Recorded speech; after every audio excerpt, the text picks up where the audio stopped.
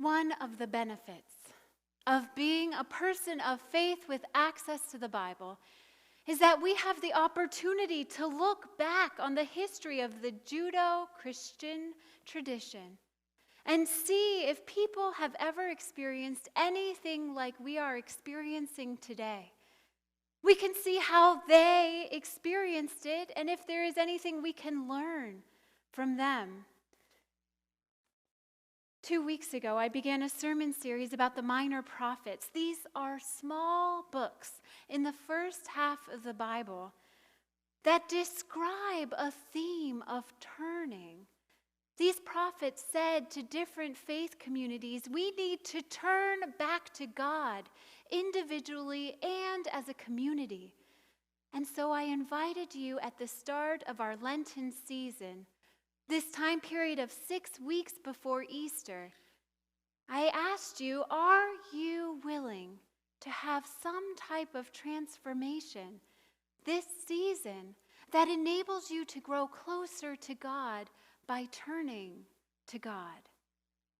With that question, the following week, last Sunday, I explained how a few prophets said that their faith communities could turn back to God. And again, I noticed a theme. The ways that they were recommending their faith communities turn were actually ways of loving God and loving their neighbors, which are the 2 commandments that Jesus said are the most important. And so I encouraged you to consider, what can you do individually?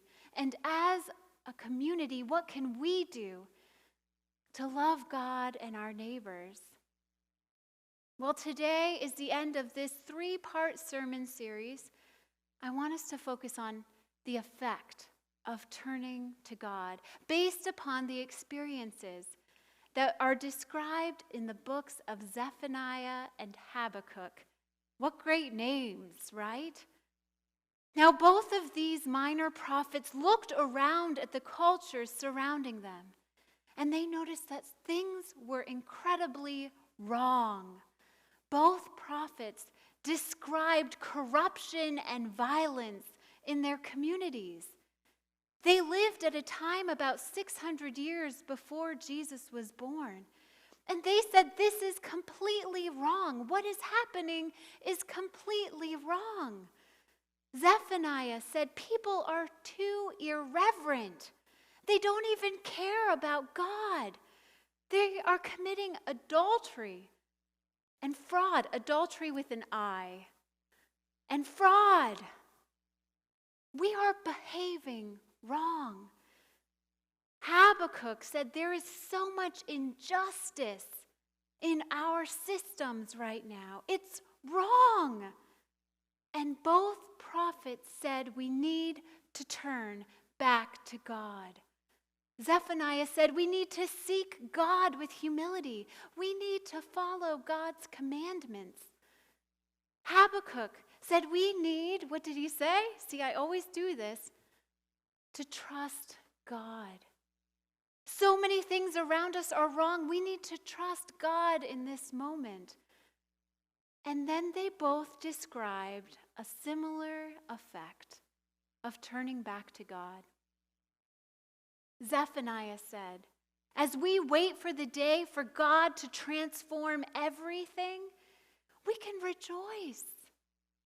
We have the possibility of rejoicing because God forgives us. The things that we have done wrong, God has mercy on us and will forgive us. God is in our midst, and we don't need to fear disaster anymore. Habakkuk also used the word of rejoicing. Habakkuk said we can rejoice even though this is a season of drought and dryness.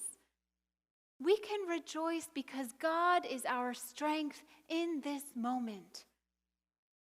Dear church, Habakkuk and Zephaniah did not experience a pandemic like we are experiencing right now, but they knew that things were significantly wrong in their communities. things are significantly wrong right now. And so I'm going to suggest the way that Zephaniah and Habakkuk did, that as we turn back to God, individually and as a community, it is possible for us to experience joy. That might sound completely absurd right now when there are so many fears in our midst. When we are afraid of sickness, when we are afraid perhaps of death, or of loneliness, or of hunger. I don't know what your concerns are right now. Maybe it's going insane when your kids are home for a couple weeks. It is possible in this moment for us to have joy because God is with us. We might be at a social distance right now to love one another, but God is with you. I am telling you, God is with you right now. As you sit before your computer or your television watching this service, participating in this worship, God is with you. And God can be our strength. In the midst of this craziness, God can help us face each day with courage, with the awareness that even if the worst comes to worst, if we face sickness ourselves and perhaps even death, Jesus Christ rose from the dead. Jesus told us that he is going before us to prepare a space for us, that what we are experiencing here on earth is not the end. But we can have hope of life beyond that can root us in a sense of joy that is not dependent on our circumstances, but it is dependent on who God is. Before we move into a time of prayer, I want to tell you a story that Jesus told. It involved two brothers. One of them was so rude to his dad. He demanded, "Give me my inheritance now." And his dad didn't want to put up a fight. So his dad gave the younger son his inheritance. And that young man stomped off to a foreign land and spent all his money off. I don't know if it was the lottery or if it was drugs or sex. I don't know what he did wrong, but he wasted all of his money. And then a famine came. With the famine, he found himself out of luck, completely destitute. It was so bad that when he saw pigs eating out of a trough, he was jealous of their slop. And then he had a realization. The only hope I have is going home. Perhaps if I go home with humility, my Father will have mercy on me and allow me even to just be a servant of his, because I don't deserve anything.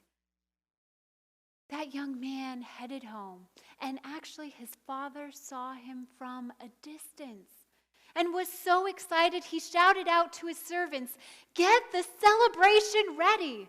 Get the food ready because my son is coming home."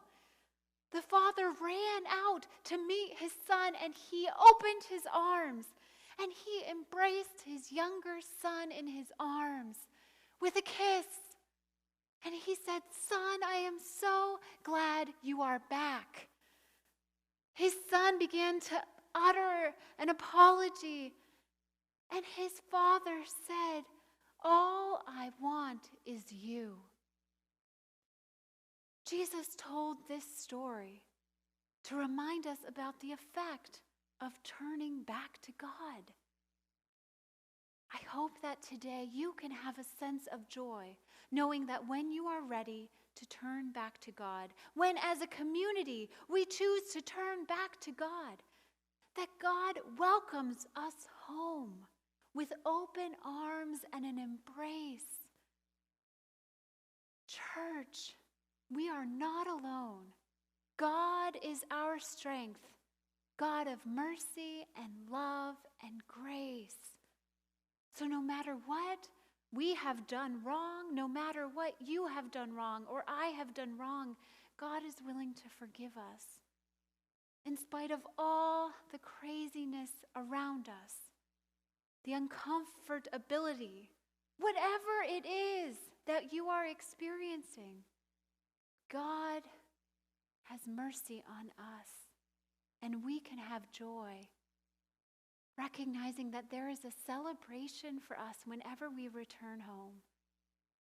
So let's just take a moment and give thanks to God. This Lenten season, we've just been carving out this small space of silence, because so often we don't have silence. So if you still have your kids with you, I commend you. Thank you. And I apologize for that word earlier. Let's just take a moment to take a deep breath and remember that God is in our midst, God of mercy and grace, who welcomes us home whenever we are ready to turn back. Let us give thanks to God in the silence